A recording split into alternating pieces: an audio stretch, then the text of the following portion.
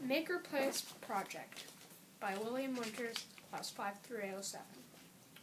So, the overview of my project was to create a self-contained, sustainable maker community.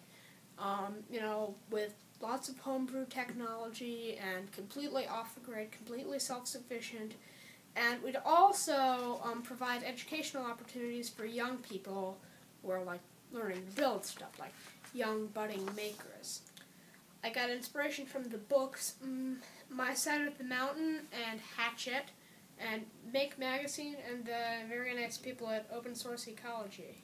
My major spending categories were land, food and agriculture, maker tools, transportation, college, charity, and advertising. So in the land acquisition and renovation category, I include not only the land purchase. I'm opening this thing in an old correctional facility that's up for sale by the state. One of the advantages of housing the Maker Village in a juvie, or a correctional facility, is that it has dorms, it has running water, it's got a sewage treatment plant, it's got plenty of spaces for workshops, it's got a universal mess hall, it's even got a water tower. But I'm also buying 26.8 acres of vacant land, and I'm also buying a cookware set, a refrigerator, a freezer, a set of solar panels, and a battery bank. Here you see the Maker Tools and Supplies category, and although it is one of the smallest categories, it is one of the most important. It includes computers, tools, and microcontrollers, stuff like that. It also includes the Global Village construction set, which was made by the very nice people at Open Source Ecology. It's a burned disk that gives you all the information you need to start a modern village. Among the things that are in their Global Village Starter Kit are tractor, little tractor, car, CNC mill, circuit maker, CNC torch table, all sorts of great stuff. And on the right you see a Fab-at-Home printer, which is a 3D printer, kind of like a MakerBot, except it can print in anything from frosting to cheese to metal. Farming is really important to being self-sufficient because it means that after the first year we will have a renewable source of food. This includes the seeds for the farms that I'm going to for the farmland. It includes chickens that I will raise for food. Food rations, rice, black beans, oatmeal, that we're going to eat before the harvest comes around. We're going to have a pickup truck with an extended cab so that we can fit 4 people in it, and we're going to have 5 Schwinn mountain bikes, some male mountain bikes and some female mountain bikes. Here we are, the advertising category, because really, who's going to come here unless they know about it?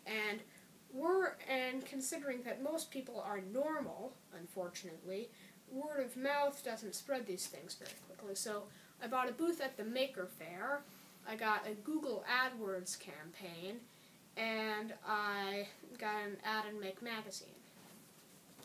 The Maker Fair, for all of you non-geeks out there, is a place where makers can come together and share their creations, share their programming, share their Arduino circuits, share their 3D printers, share their CNC mills, share their...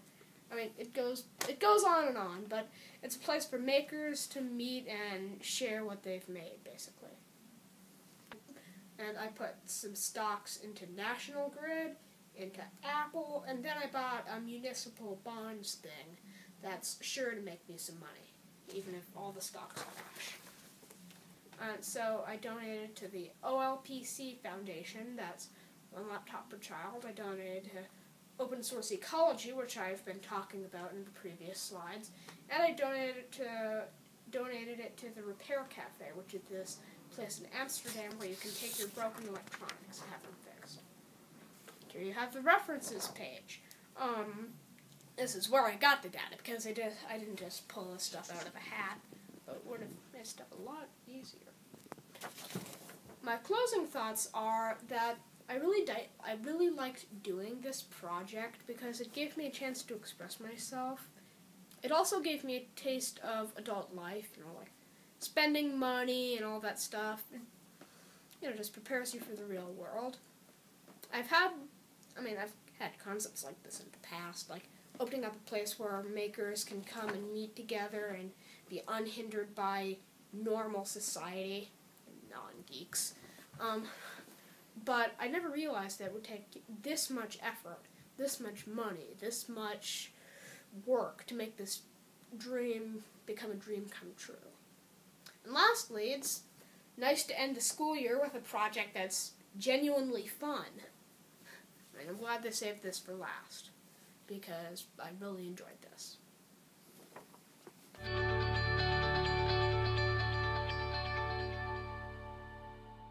You see, a lot of people do really think that we geeks are crazy. Actually, it's the other way around.